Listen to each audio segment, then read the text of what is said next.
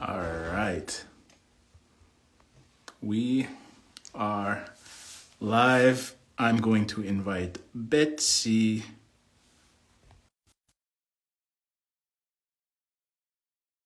Get this live started.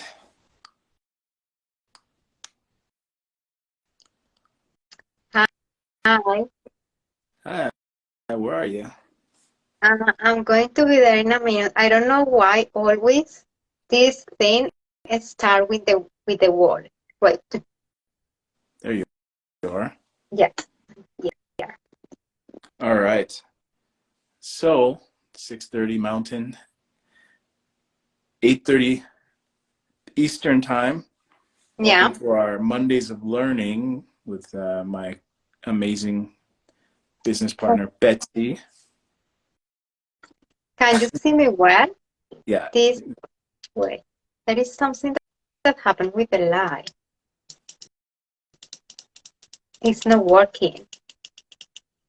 With your light. How you see me better? Like this or like this?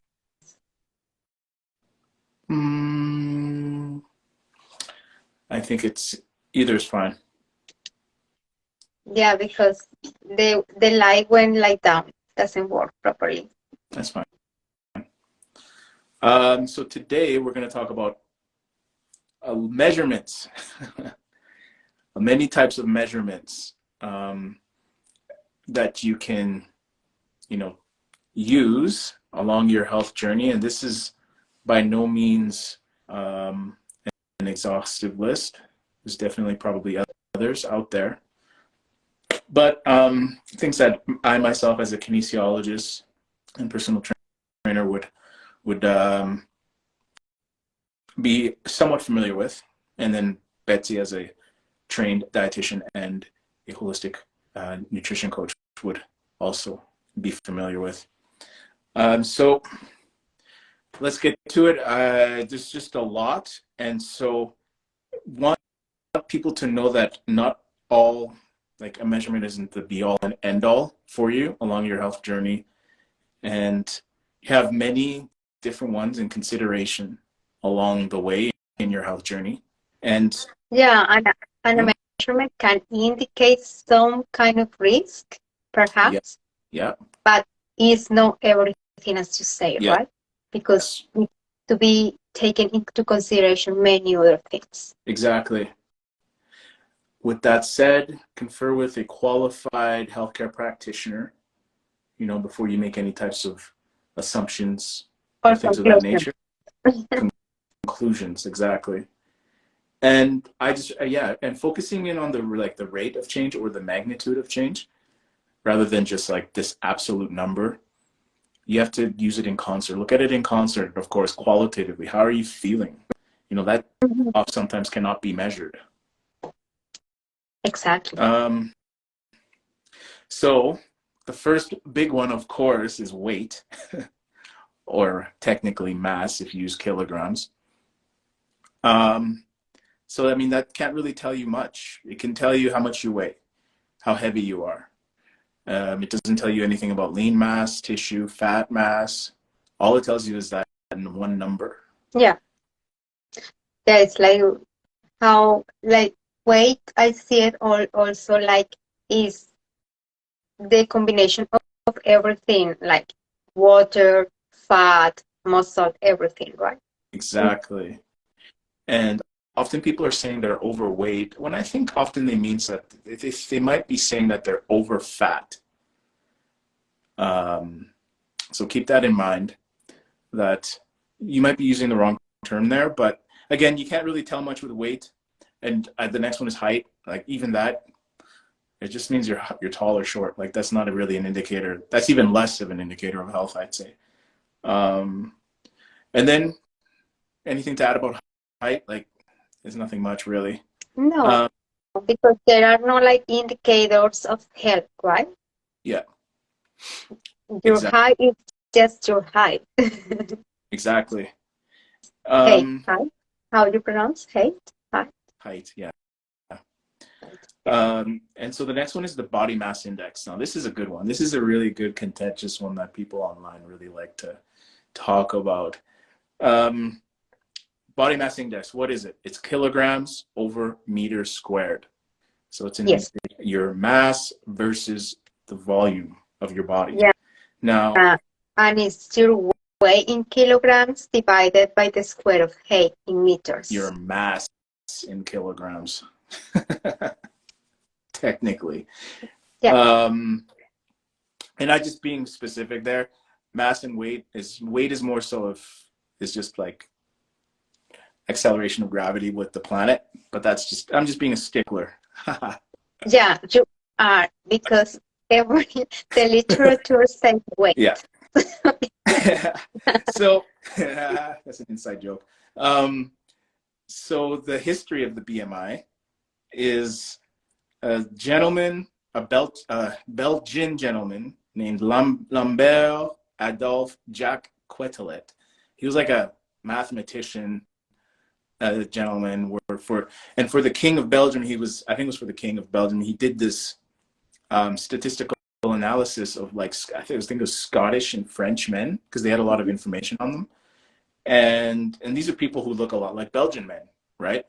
And keep in mind that he was only using males. The average man was what he looking for. And he wasn't really looking for any health conclusions or analysis whatsoever. And it was just to do some statistics.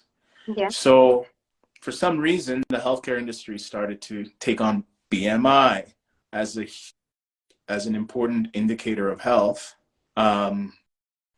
But I mean, I've said this before. I say this often. LeBron James he's famous basketball player, most points ever. He has his BMI, the range of 18.5 to 25 is the normal range. Yeah. Anything above that is technically overweight. But what does that mean? That's just an arbitrary. This means overweight, but overweight for what? Like LeBron James is overweight, you know. Anything before 18.5 is considered underweight. Like anything under that, yeah. Now, I mean, bodybuilders are obese, in the obese category, but they're really lean. So body mass index so as a trained personal trainer under the Canadian Society of Exercise Physiology and even the American College of Sports Medicine, I'm quite sure they have a similar table. You have to look at it in conjunction with waist circumference. Now we're getting more to the nitty gritty. The more you look at it with waist circumference, like if you have a waist circumference of if you're in the 18.5 to 24.9, sorry, 24.9, not 25. That's just 0.1. If you're in that range, but if you have over 90 centimeters of waist circumference as a male or over 80 as a female, then you're in the high risk category. But just to say, yeah, and that is also mean cardiovascular risk. Yeah. Yes, because the more and it's important, but waist circumference, because that's where the organs are. That's where the vital organs are. Yes. So android obesity can be android obesity versus gynoid. Android is more male, in part why males don't live as long, as opposed to gynoid, which is more you put around the hips, which is actually a healthier type of fat accumulation, because the vital organs aren't on the legs and the butt, right? So keep that in mind, that you need to at least look at it in conjunction with waist circumference. Anything to add? Yeah. And also, I have a story about that, and it's like one of my clients. He is a muscular person. The doctor, because allopathic doctors now, some of them, now they want to do consultations over the phone, right? In these times. Mm-hmm. He called my client and he said, okay, give me your height, give me your weight. And he made the calculation, and my client was over 24.9. So he was talking to my client that he was overweight and he needed to change his diet. Yeah. He don't know him. He don't look at him. He don't even ask him his history of what he habits or anything.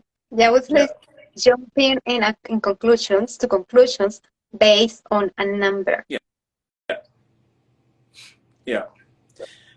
And you can't tell much with that. I mean, if you train since you were 12 and you're a male and you're like 30 and you're at your peak testosterone, you know, you could be very muscular and, you know, it's not something to worry about necessarily. You need to look at other measurements. Now, keeping in mind that the human body does have some type of, I mean, look in the animal kingdom, animals tend to be proportional. So why shouldn't we be, right? So there's some, I mean, you can tell if somebody's has more muscle or often. It's not a guaranteed, but it's, you know, just by looking. So the measuring people, so waist to height ratio is an important one. 0.45 to 0.49 is the healthy range that I've seen online. Under 0.5 to 0.55 is like, and then above 0.6 is supposed to be for men or for women? For both. So meaning if your waist is much long, your waist circumference is much longer than your height, then you could be at very high risk of cardiovascular disease and other chronic diseases. Yes. Comorbidities. So there's waist to height ratio, which I found for both sexes, and then waist to hip, 0.95 for men and 0.80. Under 0.95 is healthy for men. Under 0.80 for women is healthy. So waist to hip. There's also shoulder to waist, which can be 1.6 for men and 1.4 for women, somewhere around there. Or you can use tape measure and measure, like, you know, the biceps and then the trunk and then the quads, and then put that into a calculator. There's many different online calculators, and that will actually approximate your fat percentage. Yeah, it's like arms and legs circumferences indicate like the fat. Yeah. Amount of fat. But these days we also can find some what is it called? Where you weigh yourself, like scales. Some scales that they give you percentage of everything. Yeah. Fat, muscle, water. Yeah, and if some of them are very accurate. Yeah. So I remember when I studied dietetics that you need to do the calculations like with the calculator. Yeah. And now the scale is giving you all the numbers. Yeah. It's called electronic impedance analysis. Yes. So it can tell you very close, they've gotten better over the years, your fat percentage by having a little current of electricity go through your body when you step on that scale. And again, it's important when you are testing yourself, and I should have said this at the beginning, is to use the same tool, a consistent tool. You can't, if you use one scale and then use another scale, and then you go back to the other scale and then use a third scale, you have to be consistent with the tools that you're using. Because this is like so you need to be sure that they are well calibrated. Of course. The tool must be calibrated. For example, people when they like take their weight, they take it, the real way is if you take that early in the morning when you wake up, when you don't have clothes on, and when you have been like go to the bathroom. Exactly. So it's not the same if you just weigh yourself at nighttime after a step there and at dinner time. Yeah, be consistent when you weigh yourself, with what you weigh yourself, and the tool is calibrated properly. So another one is slightly different than tape measure when you're kind of measuring around, is skin fold analysis, which requires certification, you know, to be a higher level than just, I can do it to some degree, but there's certifications out there disposable to me if I want. where you can really dial in, and you're doing like the biceps, and then it's slightly different for males and females. Yes. But it's this, there's like 7 to 14 sites in the body, and that it can be very accurate if the person using the instrument is skilled To do it. Yeah. Yeah. Another one is hydrostatic weighing. So you go into like a big tank, and you get your buoyancy. The level of buoyancy gives you a coefficient and certain measurement, and then you can use that measurement to put in an equation, and then that will spit out what you are roughly in terms of body fat percentage. Because if people have more fat, then they will float more in the water, right? That's why it's easy for them to swim, compared to people who are really, really lean. And then finally, in terms of the body, the human measurements, anthropometric measurements, man measurements, or human measurements, is the DEXA scan. So that's like a 3D X-ray. That's probably the most accurate of everything that we've just talked about.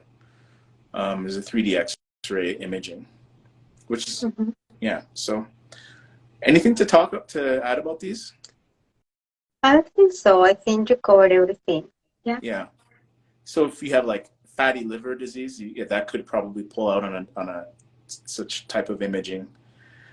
So those were the more anthropometric measurements, like body measurements, and then we're going to talk about a touch on physiological more so,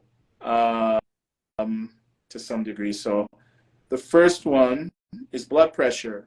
Now, depending on like 120, under 120 over 80 is considered normal. So I'll just explain what blood pressure is. It's the pressure that the blood pushes against the arterial walls.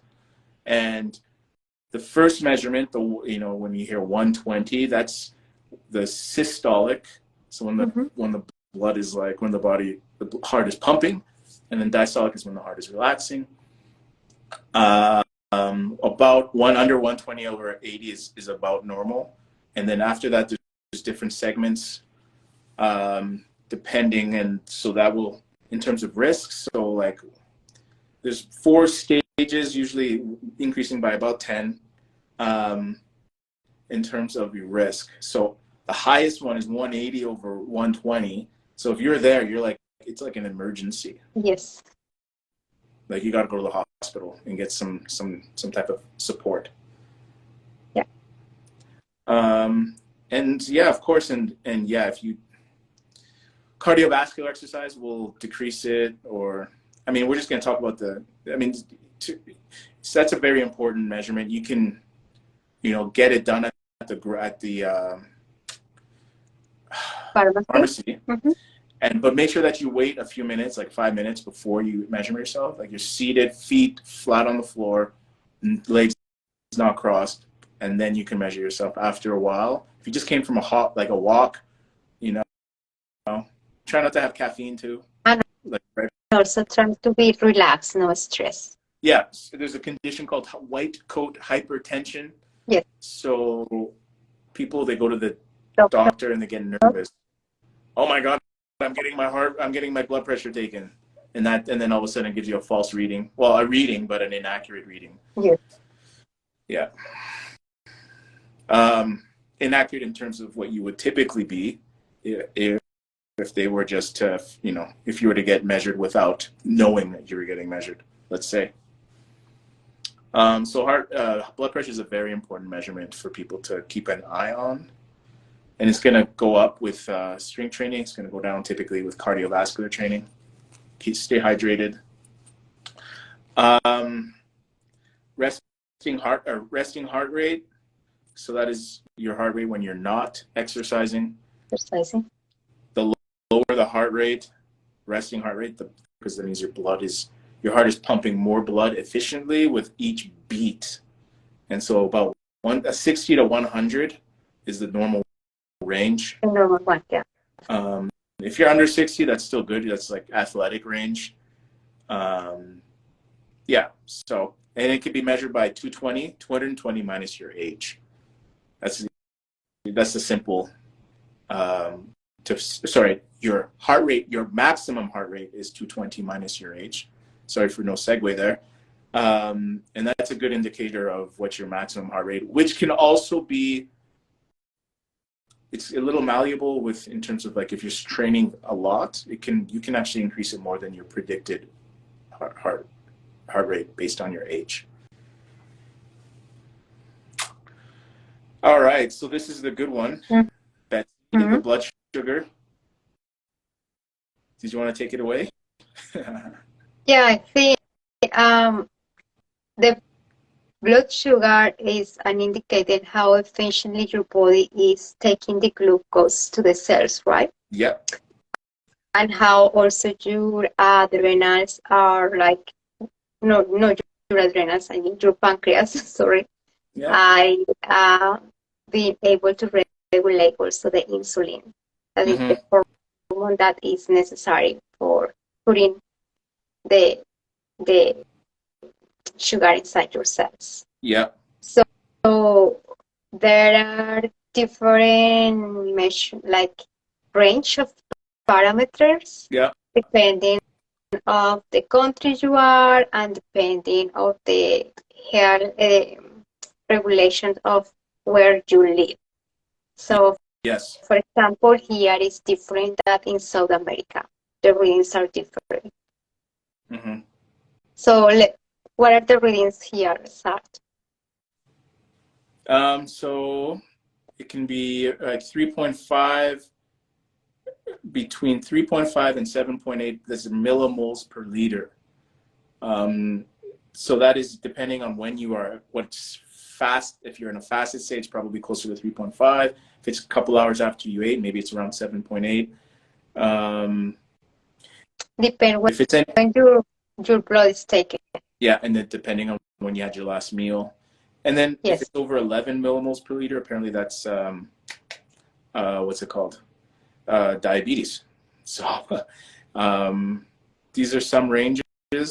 So that's something very important to take into consideration, especially if you have a history of diabetes in your family, in terms of, and I'm not really somebody who uses this as a kinesiologist, this number, but we just want to help you in terms of knowing what are important measurements to consider for what is healthy. And then of course, on a larger scale, just general blood work, we wrote this down. And of course, you should be talking to some type of, like a functional doctor, or naturopath, or somebody who can read the readings correctly, who's qualified.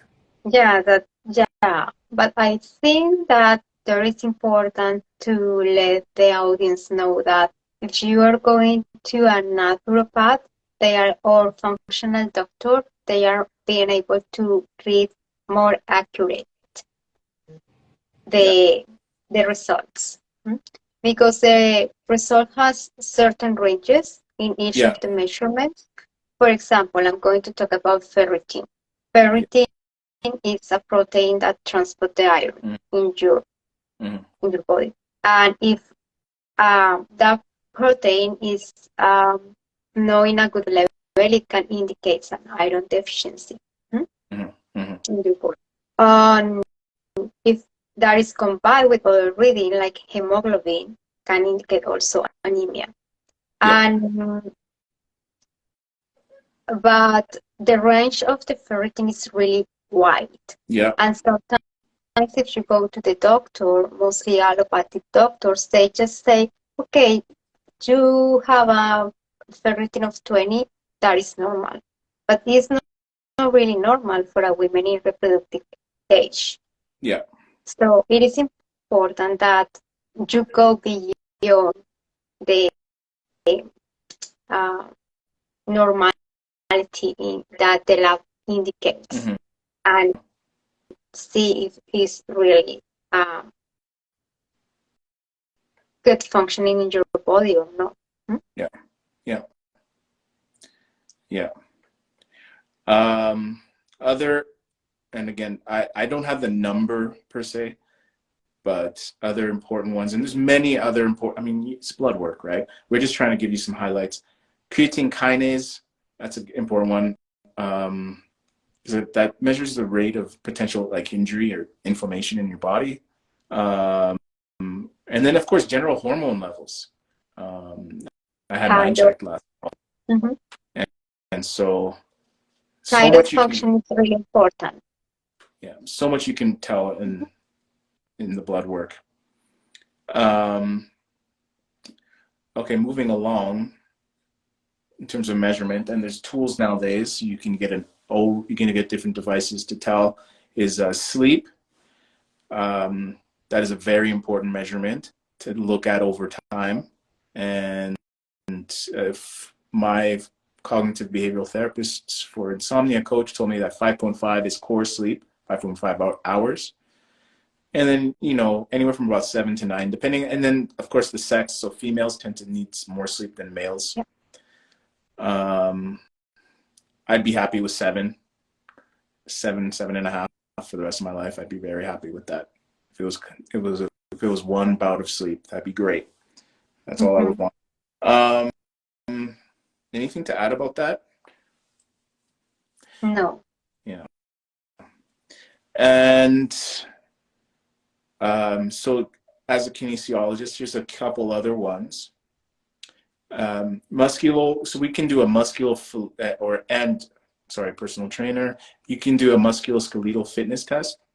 So things that we would look at when we would measure you for this are grip strength. So how like there's a tool that you can squeeze and it gives us a reading. That is a very, very important indicator of health. Sit and reach test. So you're sitting on the floor and reaching forward with your hands past your toes. That is a very important one. Push-ups, vertical jump, back extension. So you're sitting, you're on your belly at the edge of a lap, like a table or whatnot, and then how long you can hold it. And females tend to perform just as well as males in this one, just to let you know. And then one leg stance. So how long can you stand on one foot? And, balancing exercise is very important after 65 years old for adults. Yes. Keep that in mind. And the last one that I have here is VO2 max. Now, this can be done many different ways. Like here in Canada, we have the modified Canadian aerobic fitness test. That's the step test when you're going up and down the steps. There's many protocols for treadmills or ergometers, which is like an exercise bike, big word for an exercise bike. VO2 max will test the amount of oxygen per liter of blood over a minute, right? Not too crucial for everyday people. But for people in sports, right? Mostly for sports, but at a certain point, like if you have like, I don't know, lung issues, or it's not a bad test to go get. Oh, yeah. And if you have cardiovascular, CHF, congestive heart failure, things like that, you might have to do that at some point if you go to like a heart clinic at the hospital type of programs. So different ways, and of course, make sure that you confer with a qualified exercise professional. That was just, it's already, look at the time. It just blew by, and we didn't even, and want to tell people that there's many others. And don't just look at the eye test. Now, that's a test that I didn't talk about, but it's a qualitative test when you look in the mirror. And that is, the eye test is important, like how's my skin and how do I look? It's an important test, but it's not everything. And that's what a lot of people rely on, is just how do I look in front of the mirror? And we just gave you like 30 minutes of different types of ways that you can measure yourself, which is not the be all and end all, but you need to look at things in concert and take things with a grain of salt. Yeah, that's true. Yeah.